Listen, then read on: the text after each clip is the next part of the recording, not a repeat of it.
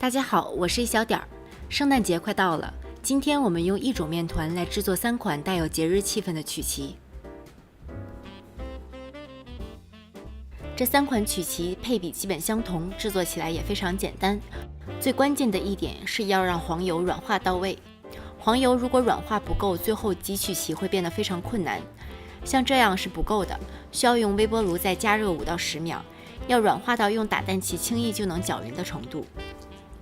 软化好的黄油搅动起来是感觉不到什么阻力的。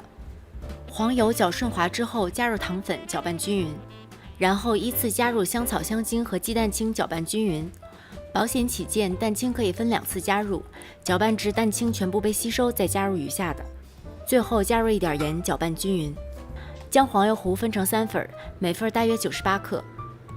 然后向每份黄油糊中筛入75克低筋面粉，其中1份额外加入抹茶粉制成抹茶口味，1份加入可可粉制作成巧克力口味。最后分别用橡皮刮刀压拌均匀，至看不见干粉的状态就可以了。这样我们3种不同口味的面团就制作好了。挤曲奇要选择比较结实的裱花袋，以防在挤的过程中裱花袋爆开。切口的大小要根据裱花嘴的大小决定，裱花嘴可以选择这种口径较大的巴氏花嘴，口径大挤曲奇不费劲，花纹也比较清晰。把裱花带像这样套在一个杯子上，可以更方便地装入面糊。在烤盘上垫上烘焙纸或者硅胶垫防粘，蘸一点面糊涂在烤盘的4个角来固定烘焙纸。烘焙纸还有一个作用是利用上面的暗格来作为标尺，让挤出的曲奇大小一致。在烤盘上挤出长约5厘米长的3字形曲奇，注意用力和速度要均匀，然后送入预热好的烤箱中层烤25到28分钟，具体时间要根据自家烤箱脾气决定。抹茶口味挤成直径为5厘米的圆圈，就像是圣诞节家门前挂的花环，可以用手指将结尾凸起处按平。原味曲奇边缘稍微上一点色就可以取出来了。抹茶曲奇因为是环形，受热面积大，烤大约20到23分钟。巧克力曲奇我们换一个小一点的裱花嘴，转着圈挤出1朵朵小花，注意裱花嘴要离烤盘近一点，面糊才容易落下。